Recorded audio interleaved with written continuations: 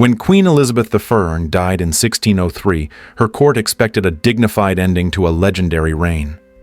But what they found instead, hidden among her silks and state papers, was something that froze the blood of even her most hardened advisors: a sealed letter. It had no recipient, no signature, and no explanation. Just parchment ink and a silence that screamed louder than any royal decree. Some say it was a confession. Others believe it was a last-minute attempt to name an heir, something she had stubbornly refused to do for 45 years. And a few whispered darker theories that it contained a secret so dangerous, so personally damning, it had to be hidden until she was gone. What could possibly terrify a court that had lived through assassination, plots, bloody purges, and the execution of lovers? This wasn't just a letter, it was a riddle left by a woman who ruled with iron will, flawless image, and deliberate mystery. And if you want to understand the full weight of what might have been inside that letter, you have to understand the woman who wrote it. Because to uncover the truth about Elizabeth's final message, we must go back not to the day she died, but to the moment she was born into scandal, survival, and royal blood. She was born into a kingdom already on fire. The year was 1533, and England teetered on the edge of religious upheaval and royal scandal. At the center of it all was a newborn girl, Elizabeth Tudor, who should have been a symbol of triumph, the long-awaited heir of a king who had shattered his nation's faith to marry her mother. But she wasn't a boy. And in the eyes of Henry VIII, that changed everything. Her mother, Anne Boleyn, had done the unthinkable. She stole a crown from a Queen Catherine of Aragon and seduced a king into breaking from the Catholic Church. Entire monasteries were dissolved. Clergy were forced to denounce the Pope. Thousands of lives were overturned, all for Anne and for the son she promised to deliver. But when Elizabeth was born, a daughter, not the longed-for male heir, the king's obsession curdled into disappointment, then disdain. 3 years later, Anne Boleyn was dragged to the scaffold on trumped-up charges of adultery and incest. Her head rolled on a May morning while her toddler daughter was nowhere near left to grow up motherless in a palace filled with whispers. The Queen was erased from court portraits, her name blackened in history. And Elizabeth, she was declared illegitimate. Her status vanished as swiftly as her mother's heartbeat. One day she was the child of a queen. The next she was barely tolerated, a red-haired reminder of her father's greatest humiliation. But perhaps the cruelest cut of all came just 11 days after Anne's execution. Henry remarried. No period of mourning, no public grief. Just another woman, Jane Seymour, installed on the throne, and this time she gave him what he wanted, a son, Prince Edward. From that moment forward, Elizabeth was no longer the apple of her father's eye. She was a political inconvenience, a girl too smart for her own good. Born from a love affair the court desperately wanted to forget. Yet what makes her story gripping is not just the betrayal, but the survival. Elizabeth didn't vanish into irrelevance. She watched, she learned, she adapted. She became a master of masks in a court built on deception. Because from the very beginning she understood something: no child should have to learn love in a royal palace is conditional, and blood doesn't always guarantee protection. In a world where power was perception, ElizabethI understood one brutal truth: a queen was only as strong as she appeared to be.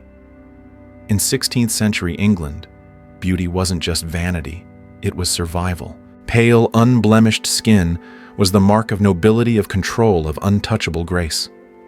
To be flawless was to be revered, and Elizabeth, the Virgin Queen, crafted her image with surgical precision. Her crimson lips, stark white face, and towering red wig became symbols of her authority, an ethereal mask that told the world, I am not like you. I am sovereign.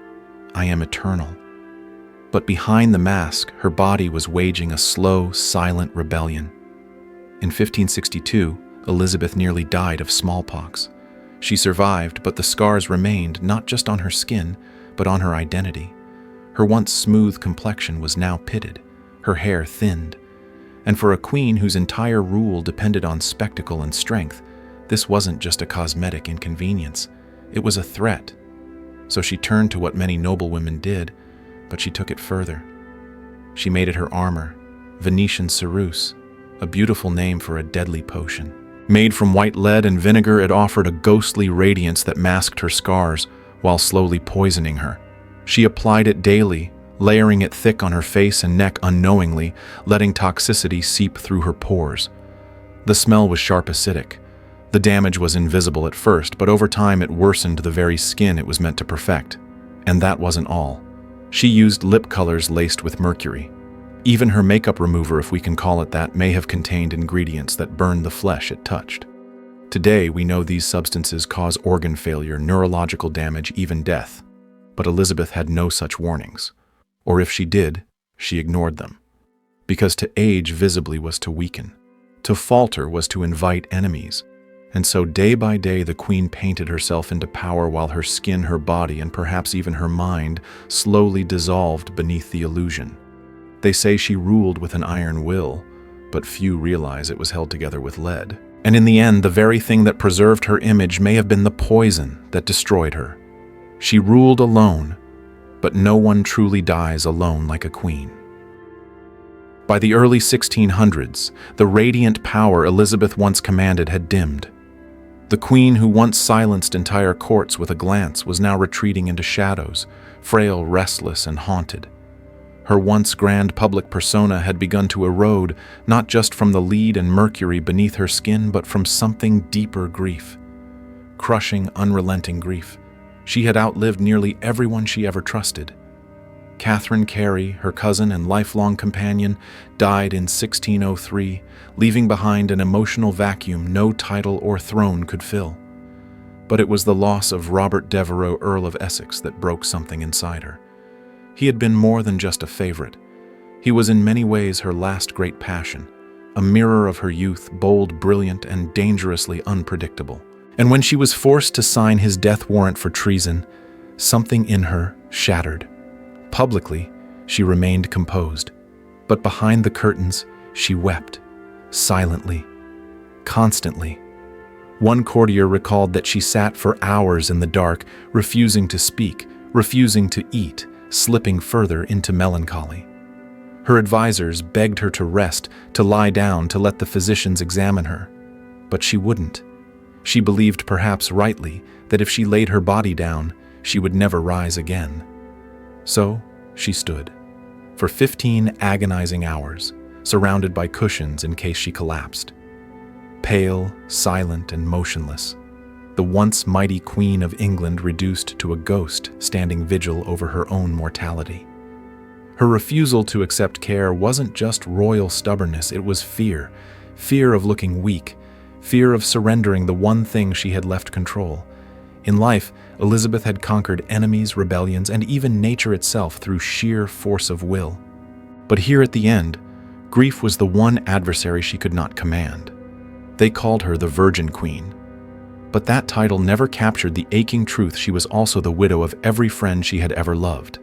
And in those final days, the woman who had ruled England with unmatched brilliance found herself utterly, achingly alone. Power had elevated her, but it never protected her from heartbreak. She ruled without a king, but her heart was never empty. ElizabethIDeath is remembered as the Virgin Queen, a woman who chose the crown over companionship, the state over the self. But beneath the legend lies a tangle of passions, betrayals, and nearly marriages that paint a far more complicated picture. She may have worn the mask of detachment, but behind palace walls, Elizabeth's love life was a battlefield where every kiss was political and every suitor was a threat.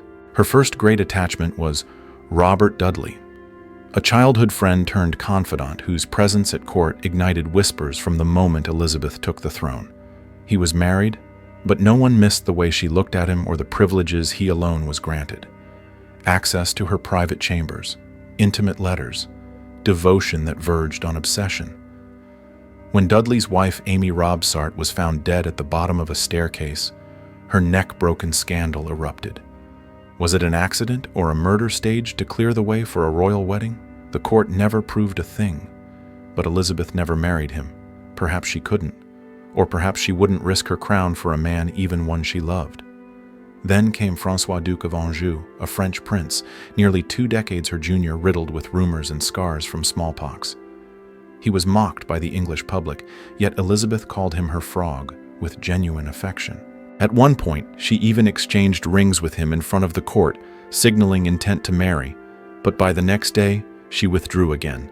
Love, even when sincere, was never enough to outweigh the cost of alliance. And finally, there was Robert Devereux, the Earl of Essex. Young, reckless, dangerously charming, half her age and full of fire. Their connection burned hot and fast, but like all her romances, it ended in tragedy. He betrayed her, she executed him. Elizabeth's heart was never indifferent, but it was guarded, perhaps scarred beyond healing.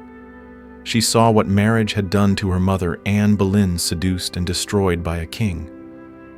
So she made a different choice to keep her power, even if it meant living and dying alone. They called her the Virgin Queen. But that title was never about purity. It was about strategy and survival. Virginity was her crown and her cage. To the world, ElizabethIDeath was the Virgin Queen, the untouchable monarch who declared herself married not to a man, but to England. It was more than a political slogan, it was a fortress. In an age when a woman's worth was tied to her husband, Elizabeth's refusal to wed became an act of radical defiance. But that choice came at a staggering cost. From the start of her reign, pressure to marry loomed like a storm cloud. Parliament begged, foreign courts courted, princes, kings, and dukes all lined up with offers, each proposal wrapped in diplomacy, strategy, and expectation. To say yes would mean peace treaties, military alliances, dynastic security. But it would also mean surrendering control over her body, her image, and worst of all, her throne. Elizabeth had seen what marriage did to women in her bloodline. Her mother, Anne Boleyn, was loved, used, then discarded, her head severed by the very man who once defied the Pope for her. Elizabeth knew that becoming a wife in the 16th century wasn't romantic, it was political suicide. A husband would rule beside her or worse over her, and so she said no, again and again. Not because she lacked passion, not because she didn't crave connection, but because she understood the game and refused to lose.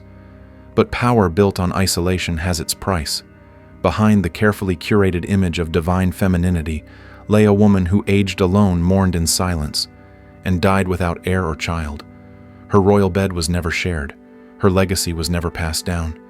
And yet, in choosing solitude, she protected the only legacy that mattered to her, the stability and greatness of England. She turned her womb into a symbol. Her virginity became propaganda. It gave her mystique, made her mythical. But myths are lonely things. By becoming more than a woman, she gave up the right to live as one. In the end, ElizabethIDeath didn't just die unmarried. She died as the last Tudor. Her refusal to wed preserved a nation but ended a dynasty. The woman who reigned for 45 years built an empire, at the cost of never building a family. And that was the price of being England's eternal bride. Dynasties are supposed to end with heirs, not question marks. When Queen Elizabeth I took her final breath on March 24, 1603, she left behind no child, no husband, and no direct successor. Her body lay still in Richmond Palace, but the silence that followed was deafening, not just because a monarch had died, but because an entire bloodline had ended with her. The House of Tudor, once the most powerful dynasty in England, was no more. And that ending wasn't accidental. It was the result of decades of conscious choice of sacrifice, cloaked in sovereign pride. Elizabeth had spent her reign deflecting suitors and sidestepping pressure to marry. She had walked the razor's edge between diplomacy and defiance, choosing to preserve her independence rather than risk the chaos of a politically charged union. But by choosing not to bear children, she also chose to let the Tudor name die with her. It was the final consequence of a life lived for crown, not cradle. And yet her death didn't throw the nation into ruin, it transformed it. Enter James VI of Scotland, the son of Mary Queen of Scots, Elizabeth's cousin, and executed rival. With Elizabeth's passing, he ascended the English throne as James I, uniting England and Scotland under one crown for the first time in history. It was a peaceful transition, but one laced with irony. Elizabeth had spent years avoiding naming an heir, fearing rebellion or assassination. And yet, in the end, her silence gave way to the very thing she feared: a new dynasty forged not from her blood, but from the ashes of a queen she had condemned. Still few would call her reign a failure. Quite the opposite. Elizabeth gave England 45 years of unprecedented stability, cultural flourishing, and military triumph. Under her, Shakespeare wrote his greatest works. The Spanish Armada was defeated, exploration surged, and national identity solidified. She may not have passed on her name, but she passed on something more powerful, a nation redefined. The end of the Tudor Dynasty wasn't a collapse. It was a coronation of legacy over lineage. Elizabeth didn't just outlive her enemies. She outlived her dynasty and made sure its final chapter would be written not in blood, but in glory. In the quiet aftermath of Elizabeth's death, long after the royal physicians had departed, and the court had begun its solemn mourning, a single object brought the entire palace to a standstill. A sealed letter, unsigned, unaddressed, and found among the Queen's most private possessions. No one knew who it was meant for. No one could confirm when it was written, but those who read it said nothing afterward. Nothing. And that silence has echoed through history ever since. Was it a confession? A final lament from a woman who carried the weight of a kingdom and the solitude of a lifetime on her back? Was it a warning about the toxic cosmetics that had silently corroded her from within? Or perhaps it was something far more dangerous, a last-minute revelation about succession, written in private to the one person she never dared name in public. A truth so politically explosive that it had to be buried with her. Whatever was inside that letter, one thing is certain: it wasn't just for the court. It was for us. Because hidden in that final mystery is a lesson that still speaks to modern lives. Even the most powerful among us carry secrets. Even the strongest faces wear masks. And silence, though it may protect us, can also leave behind unanswered questions that outlive our legacy.